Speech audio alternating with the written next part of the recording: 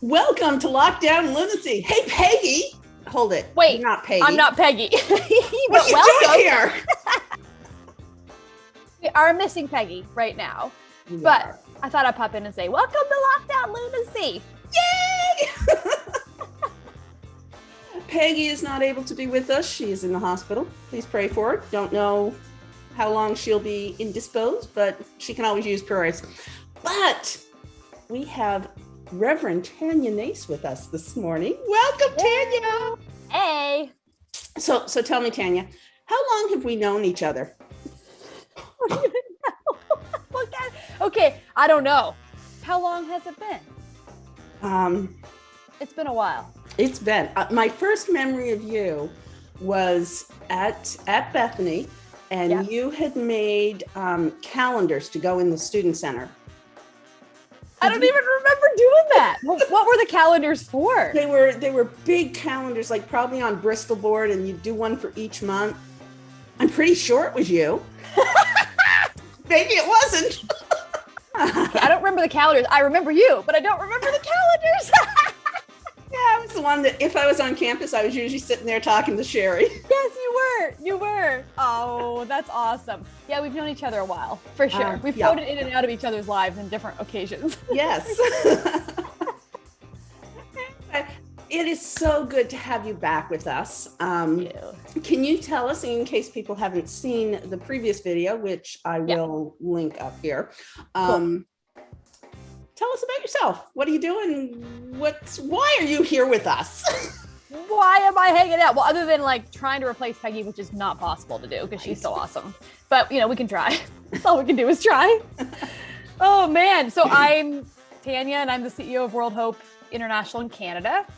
And I've been doing this for it'll be 4 years in January, which is crazy.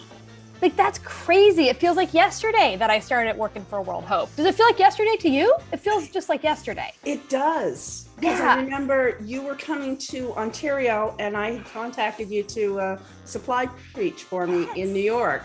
Yeah. Yes. Again, so intertwined.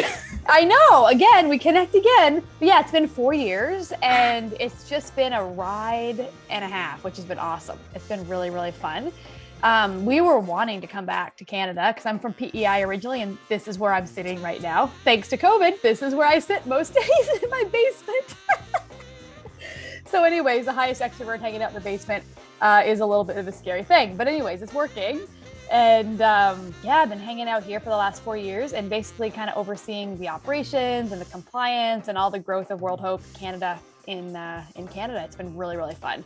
And normally when COVID isn't around, I'm traveling and meeting with donors and churches and speaking places. I'm doing a little bit of that, but not as much for sure as I had been doing, but still connecting by Zoom with people and online, which has been really, really fun. So people think, so a lot of things are shut down. So people just think, oh, well, World Hope must be more shut down too. And we are busier than ever. Busier than ever. Things have not stopped. Things are growing left and right. Things are moving forward because we are located in vulnerable communities all over the world, in some of the hardest places in the world. And COVID hits the most vulnerable first. It hits all of us, but it hits the most vulnerable in much worse ways. Yes. And we already are kind of embedded in those communities. We have leaders from those countries who are running our programs, they're incredible team members. That's just their home, right? That's home for them. So we have just continued, and whenever there's a need among vulnerable communities, that's where we get involved. And we have just continued to get involved. It's been a really cool thing because our goal is to see the church grow and the kingdom grow in these vulnerable communities, and it's happening. So it's been awesome. Yeah. So that's what's going on with me, and I'm literally on PEI right now and hanging out on the island. That's what I'm doing. Yeah. When you were with us last, you were talking about wells and how you were able to go into places and sort of refurbish wells and all that stuff. How is that going? Obviously you're continuing with that, but can you give us a little update? Yeah, for sure. We've been drilling wells in Liberia and Sierra Leone left and right. And churches all over Canada have been giving money for wells. In fact, I just heard about a few churches in the last couple of weeks who were like, we're raising money for a well. And I'm like, that's awesome. Like, I didn't even know you were doing that. Like, it's been so cool. Literally, when they raise money for a well, like 800 to 1,000 people now have access to water. You know, like it completely transforms the whole village, as I talked about last time. So that's been really, really cool. And so many churches are just jumping on board and raising money. And a lot of them do it at the end of the year. Like this time of the year is a really popular time to start raising money because you can do it kind of for a Christmas project. Right. Started in September, October, worked through to December for the well. And then we drill it within 6 months and they get a report of like the GPS coordinates and information of the community and how many people got water and some information, some pictures of the well. It's just been really, really fun to watch that happen. Like it's just such a tangible way for them to see a difference happening, you know, in the world, in a place that they'll probably never go to, but it's just a really cool way to connect globally whenever you're not able to travel much right now. So that's been really cool. But do you know what? There's something else I've been talking about too. It's a water related project, but completely different. And you may have seen it on our social media. It's called Tap Effect. I don't know if you've seen us posting about that, but it's water in Cambodia. And it's in this really mountainous region, Diane, where like you can't drill. Like it's not possible to drill wells there because you'd have to drill too deep into the bedrock to be able to get water. So we actually have a piped water system that we have created, and we have thousands of homes connected to it right now. It's in a indigenous tribal region where they're definitely a minority, and they're a forgotten minority, treated pretty terribly, you know, by a lot of people. And they've kind of been forgotten a little bit. So we have gone into this community. We do a lot of community development programs with them, but we had this huge piped water social venture, and it's set up so that we connect them, and we pay to connect them to the tap that goes right into their hut. So they can actually have like tapped water right there in their home, but then there's a meter on it, and they pay a very small, appropriate amount of money per liter, you know, of water that they use. And then they just keep paying for it anytime they use it. Just like we do here, you know, it's just metered and measured, and you pay per liter or whatever for the water that they use. But the high cost is getting the pipe connected into the home. That's what's more difficult for them to do. So we just came through a 10-day challenge where we were challenging the Canadian audience to say, hey, $200 a person, you can literally connect a house to water with $200. That's it. $200 connects a house to water, and we just finished a 10-day challenge and we hit our goal. It was really cool. Wow, that's incredible to think, because I mean, yesterday the power flickered off here for a few hours, and it was like, oh no, I didn't take any water off. I think I'm gonna perish. Exactly. We don't realize, do we? Yeah, we don't. No. And it's only $200. It's $200. It connects a family to water, and then they pay small amounts to get to use the water, which is awesome too, because it's contributing to the local economy.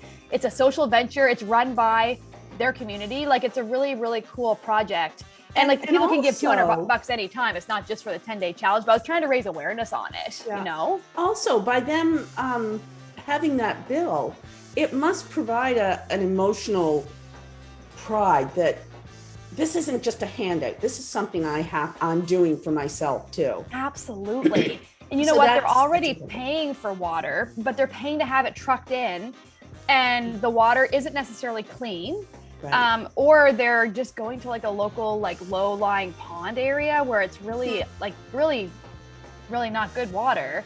Right. And they're using that water. So they're just super excited. But we're like, if $200 can connect a house, why not? Like anyone can do $200 all day, every day.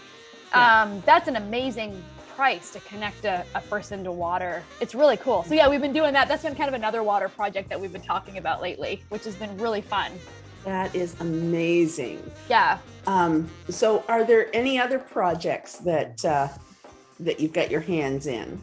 Well, let's hang out with water a little bit longer. More? That's okay. I love talking about water. So we just responded to the Haiti earthquake. Right. The Haiti earthquake hit Haiti, southwest Haiti on the 14th of August. And we were on the ground within 24 hours. And we already have a team of people who work in Haiti. We have projects there. We have a huge water plant on the island of La Gonave. We have the hospital there. We have child sponsorship there. Like we have a lot of projects in Haiti already. So we already had a staff of people, but we had some of our emergency response specialists show up within 24 hours. And amazing how God works. The water plant on Lago Nab, which literally provides water for 100,000 people. So it's a huge water plant run by solar power panels and desalination units, and it's in partnership with Give Power. We run it with them. It's operational, and it didn't get impacted by the earthquake. It was far enough away. It's off the mainland. Yeah. But the location that was impacted by the earthquake was just like a 3 to 6 hour boat ride away, depending on the weather. So we started taking this clean water that's already in production, putting it into just like reusable kind of containers. And we put them into boats, and we just started shipping them over to the area that was impacted. And it's actually still happening now. Yeah. But for the first 3 weeks, we just did that to keep people alive, provide clean water. We're providing clean water for like groups that are actually cooking for the victims, or cooking for the people who are looking for victims. So we provided water so they can actually cook food right there on the ground. We provided water for different communities. We did that for multiple weeks, which was a really cool experience. And then we provided a flight for our Wesleyan doctors and nurses from the Lago Nab Wesleyan Hospital to fly to the location with their team. And they did medical clinics for multiple weeks as well. They saw thousands of people and helped them medically. And then we also got medical supplies there. And then we did a little bit of logistical support too, providing flights for picking people up in the rural areas who couldn't have gotten rescued, like people who were injured who need to get to hospitals, but they were too far away. So, using planes or choppers to go get them. So we were able to do that as well. So that just finished up. So that was a really, really neat experience. And it's neat how whenever you are embedded in communities and you're already working in communities, when something happens nearby, it empowers you to be able to go and help to a place that's more close by to where you are. And it was really our Haitian leaders and our Haitian Wesleyan brothers and sisters who did all of this. Like, they're the ones who jumped right in, and we just provided a little bit of support, and they made it happen. So it's really a celebration of our Haitian church, and watching them respond to their own Haitian brothers and sisters. It was really cool to watch. Obviously, the earthquake was not cool. It was devastating and still very devastating. But to see the church respond, I think, is what the church is meant to be. So it was really kind of a neat experience and proof of literally being God's hands and feet, to people in need. So yeah, so that's recently happened as well, which is kind of cool. Wow. So you really are all over the globe, from Africa to Asia to the Caribbean. Yeah.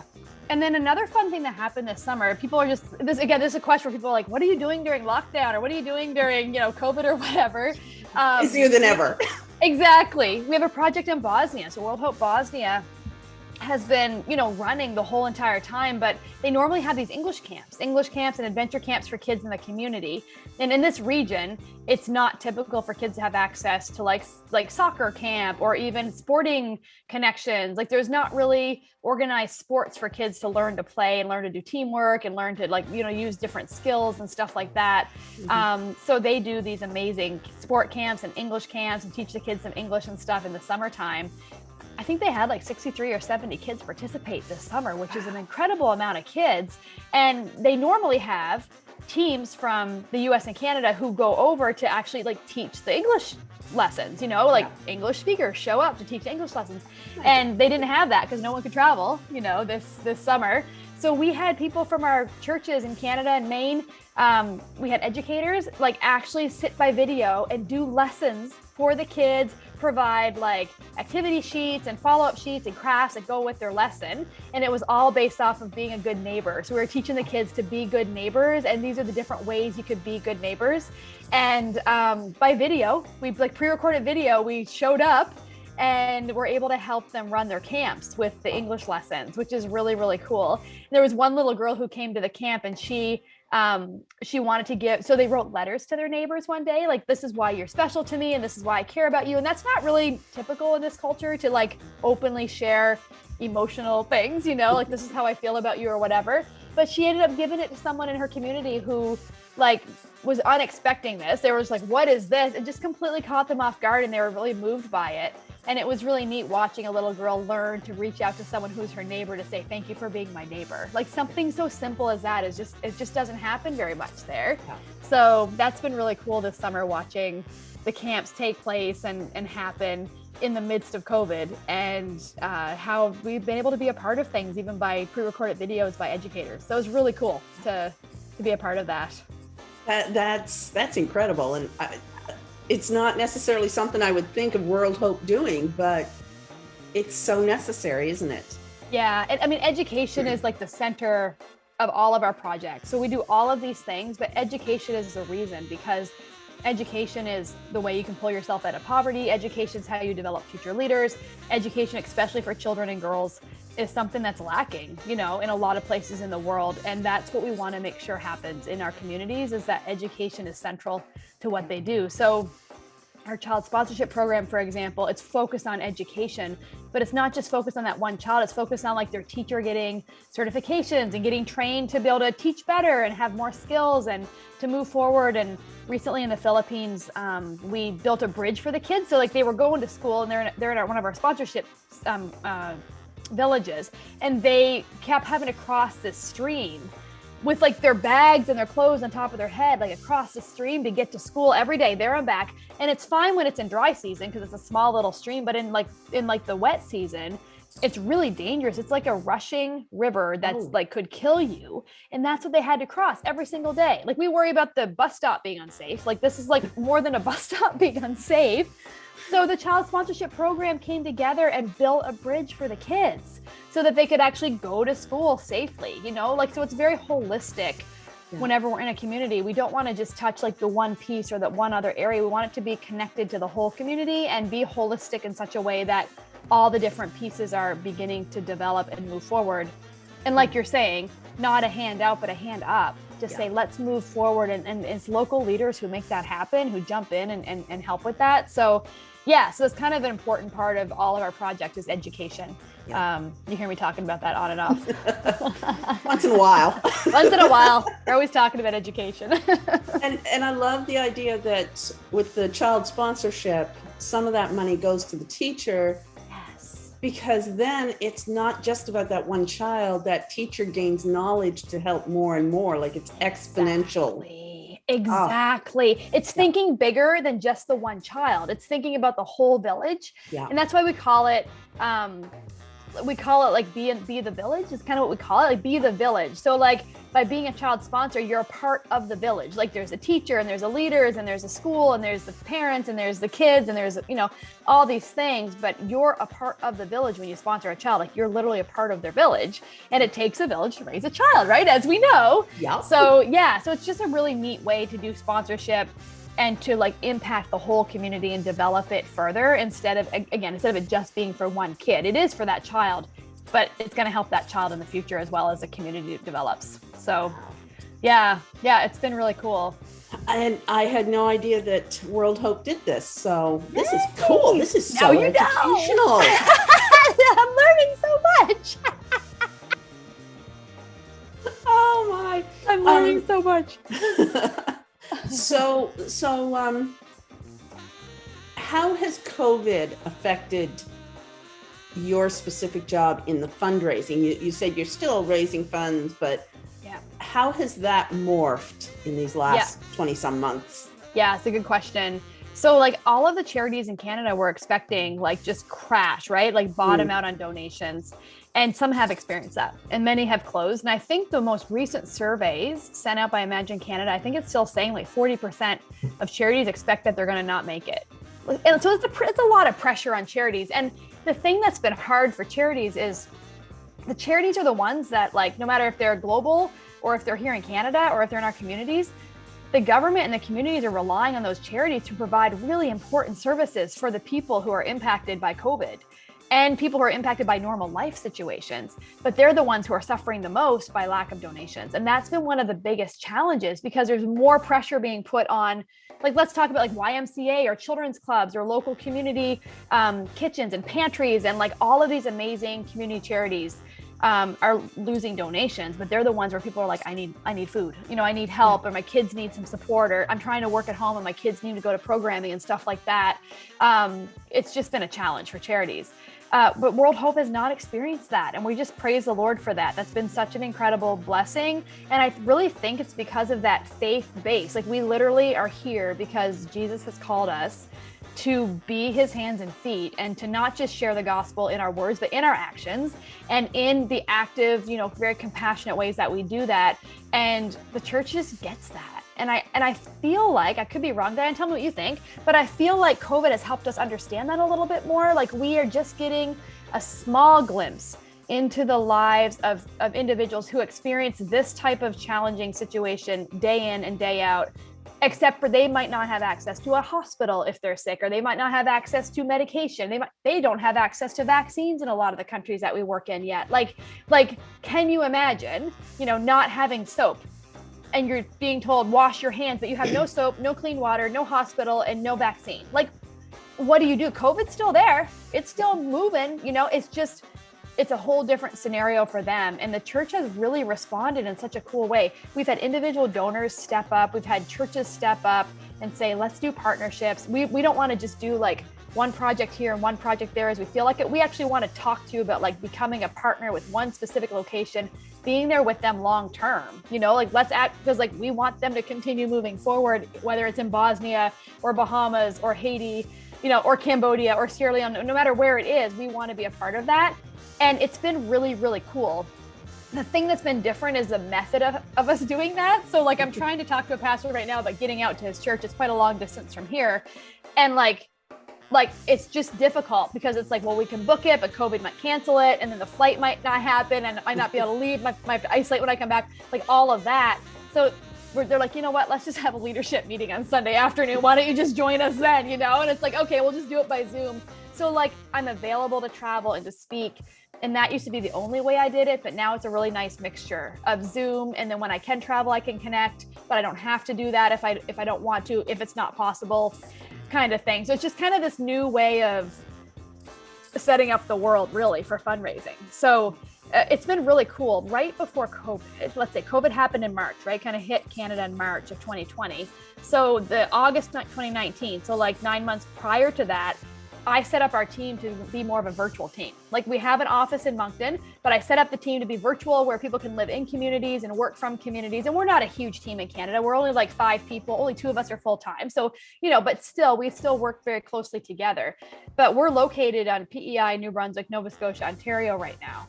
And we just work together virtually, and we set that up before COVID. So whenever COVID hit, we just kept doing what we were doing, like it was just a normal thing to do, which was really cool.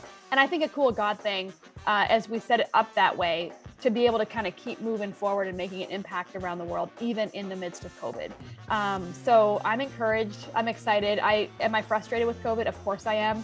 And I'm very impatient with it, and I'm not happy about it 100%. This is an inconvenience, but I see God working, and I see cool things happening, and I see churches and donors standing up and saying, we want this to continue. We think that this matters. And to me, that's just affirmation that we need to keep doing what we're doing, because people are affirming that through their prayers and through their giving, left and right. And that's why we're here. We're here for the church. If the church doesn't want to do this kind of stuff, then we don't need to be here, But if the church cares about this, that's why we're here, is to connect them with the world and to say you can be a part of something bigger than just your local community, which is important. You must do both, your local community and global. Both things are important, but I'm here to help connect you with the world if that's what you'd like to do. This is incredible. I've really, really enjoyed this, Tanya. You've opened my eyes to little things that you guys are doing that I never even thought of. Yeah. So even at 8 o'clock in the morning. Even at 8 o'clock in the morning on my day off. Exactly. What? Thank you for being here. Thank you to the audience for being here. Yes, and you guys need to click follow and like so that you can keep up on all of these awesome. Yeah, ring that notification bell too. LockDownLunacy. Yes, that's right. That's helpful. Yes.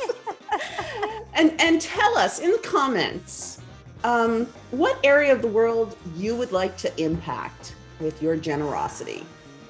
We'd like to see what ideas you guys come up with. Anyway, until next Thursday, I'm Pastor Diane. And I'm Tanya, even though I'm not sitting in for Peggy because I can't replace her, but I'm here because of Peggy. He's not able to be here today. Until then, be safe.